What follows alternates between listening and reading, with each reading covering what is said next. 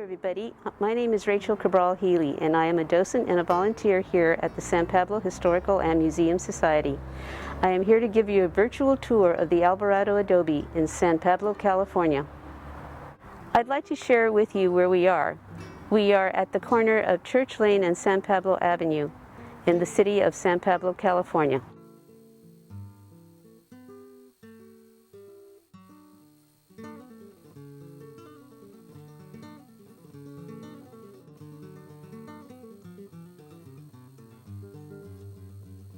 Adobe is at the center of the historic Rancho San Pablo, which was granted to Francisco Castro in 1823. The Rancho San Pablo, which was 17,000 acres, encompassed the present-day cities of El Cerrito, Richmond, San Pablo,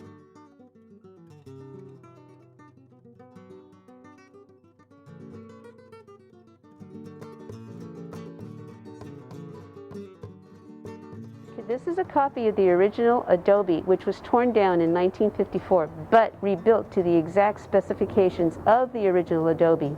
The original Adobe was down about 30 yards away from here behind us.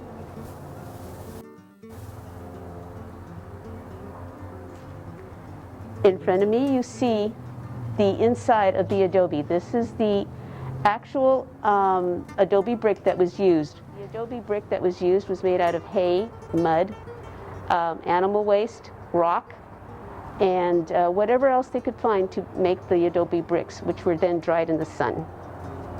And if I could direct your attention, above here is an original support beam from the original Alvarado Adobe.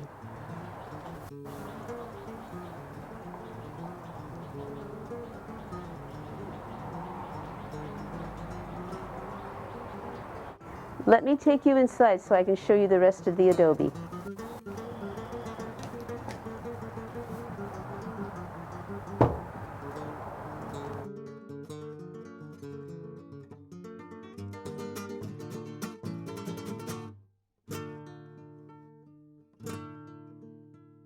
Welcome to the home of Governor Juan Alvarado. He married into the Castro family, and this was his retirement home after he fulfilled his duties as governor.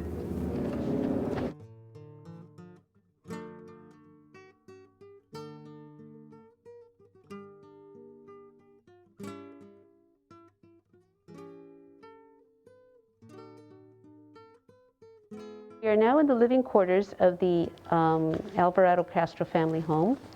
This is the living area. You can see that they have a little sofa here and chairs and tables. The governor and his wife raised their family here. The table that you see here is set for breakfast, lunch, or dinner. We figured the governor sat at the head of the table and Martina sat at the other end of the table. And here above the credenza we have two pictures of two of the daughters. We have Delfina and Celinda above here. And then above the marble fireplace we have a portrait of Governor Alvarado himself.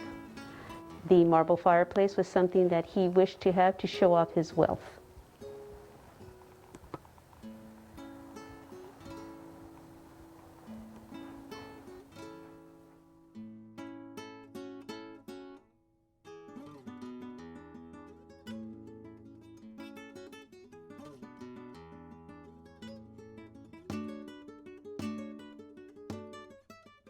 And above the dining room table, we have a picture of Martina Castro Alvarado.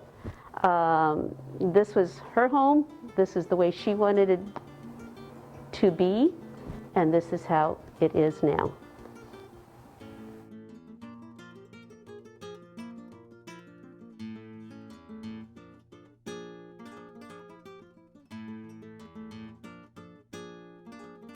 And if you follow me over here, we have the piano that was made between 1855 and 1858, and it was used on various occasions to entertain the guests.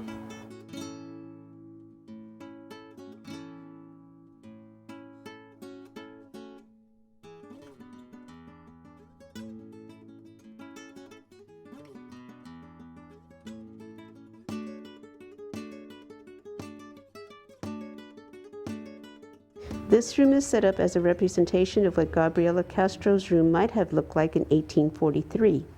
The original adobe was built for Gabriela.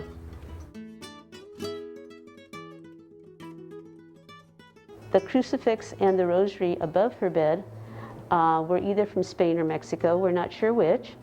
Over here we have her little trunk, and we have 3 dolls.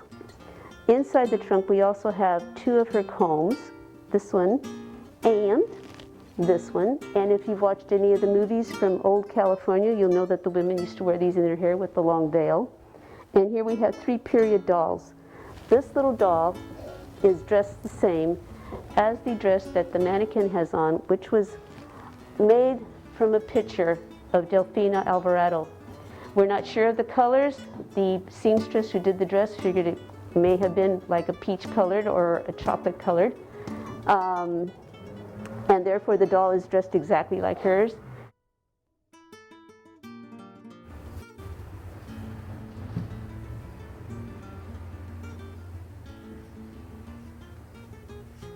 We also have a chamber pot that was used in this room because there were no bathrooms in this house, and most of the time they had to go outside to what was known as a little outhouse. We also have here a little altar. The small altar is a family altar which was and still is common in many Latino homes. The family would gather here for evening prayers before any church was built in the area. St. Paul's was built in the 1860s on land donated by Governor Alvarado. And what we have here is a tatting pillow and a lot of embroidery that was done by various members of the household. We also have a brazier here which was used to heat this room aside from the fireplace. On the bed is what is known as a Chinese handkerchief. It's actually a bedspread. It is from China, and it is believed to be hand embroidered.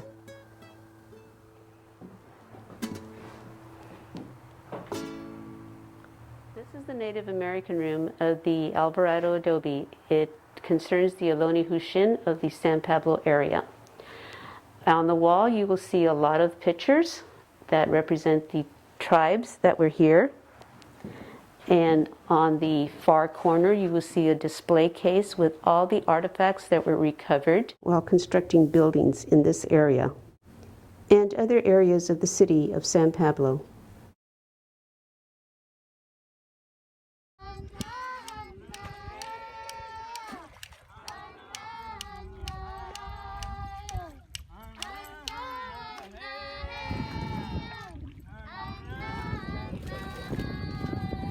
The floor here is a mortar and pestle that were used for making various meals using the acorns, of which there were many out here, and corn for the cornmeal.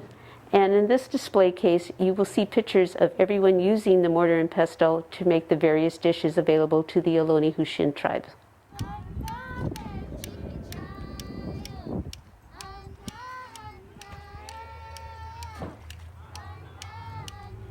On this table here, we have many of the games that were played. We have the little shell game. We have pictures of the various Native American tribes here. And we also have some of the abalone that was found in the area.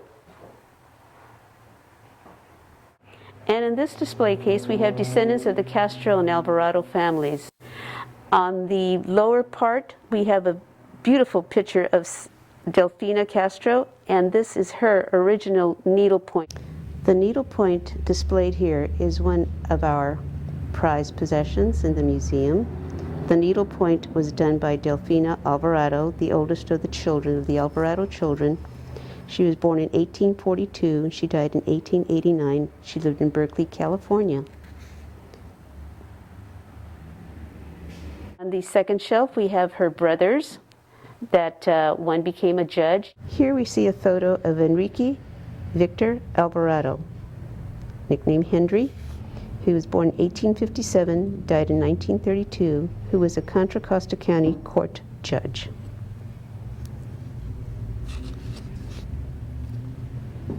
Prior to Henry's marriage to Anna Virginia Chesovich, they had a long correspondence by mail. Some of the letters were donated to the Historical Society, and here you see one of the letters that was donated. And there was Cosime. Juan Cosme Alvarado, born 1843, died 1910, was a mining lawyer in London, where he died. And then we have her other sister over here, Celinda. Maria Celinda Gabriela Alvarado, born 1851, died 1875, died in San Rafael at age 23. Martina Alvarado died shortly afterwards. It was said of grief over her daughter's death. Adelina Natalia Alvarado Tewksbury Tedford, born 1860, died 1932, was the youngest of the Alvarado children. She was married twice, and there were unverified reports of her death in Illinois. And below, we have members of the Castro family. We had a visitor from the Berryessa side of the family who came to visit. And above on the third set, we have a picture of the Alvarado Castro monument at St. Mary Cemetery in Oakland, where the governor and his wife are buried, obviously. In this display case, we have the map of the Anza expedition. Francisco Castro, at age 5, and his family were members of the expedition that made their way for the 1,800-mile walk from Mexico to the Bay Area. This is the petition of the land grant from Francisco Castro for Rancho San Pablo. Victor Ramon Castro, born 1817, died 1900, brother of Martina, was the most successful of Francisco Castro's children. He and his brother successfully applied for the land grant for El Sobrante. He also ran a ferry service. He was elected to the Contra Costa Board of Supervisors. Victor Castro's adobe was the grandest of all those on Rancho San Pablo. It was located where present-day El Cerrito Plaza is located. And over here we have 2 later photographs of Governor Juan Alvarado and his wife Martina.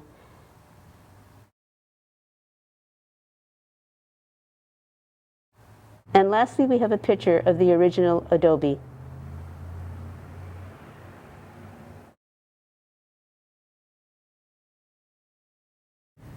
Thank you for watching.